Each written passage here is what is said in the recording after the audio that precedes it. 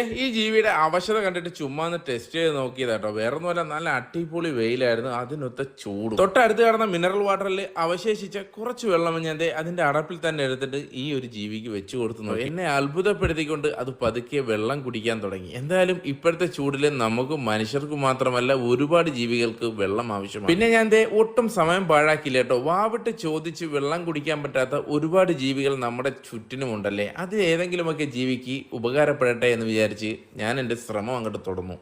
കിളികൾക്കും കാക്കകൾക്കും വേണ്ടിയിട്ട് മാത്രമാണ് കേട്ടോ ഇത് ഞാൻ പ്രതീക്ഷിച്ചു വെച്ചത്. എന്തായാലും വെച്ച പാടെ തന്നെ കാക്ക അവിടെ എത്തിയിട്ടുണ്ട്. ഒരു കാക്കയല്ല കേട്ടോ, ഒരു കൂട്ടം കാക്കകൾ അവിടെ എത്തി. വീട്ടിന്റെ മുകളിൽ നിന്ന് തൊട്ട് അപ്പുറത്തെ പറമ്പിലേക്ക് നോക്കിയപ്പോൾ അവിടെയും ഒരാൾ വെള്ളത്തിനായിട്ടുള്ള പരിശ്രമമാണ്. അതെല്ലാം കഴിഞ്ഞതേ വൈകുന്നേരം ചൂണ്ടാടാനായിട്ട് സ്പോട്ടിലേക്ക് ചെന്നപ്പോഴത്തേക്കും 4 നായ്ക്കുട്ടികൾ ആക്രാന്തത്തോടുകൂടി എന്തോ കഴിക്കുന്നു. അതും ജലമായിരുന്നു കേട്ടോ. വാവിട്ട് ചോദിക്കാൻ പറ്റാത്ത ഒരുപാട് ജീവജാലങ്ങൾ നമ്മുടെ ചുറ്റിനുമുണ്ട്.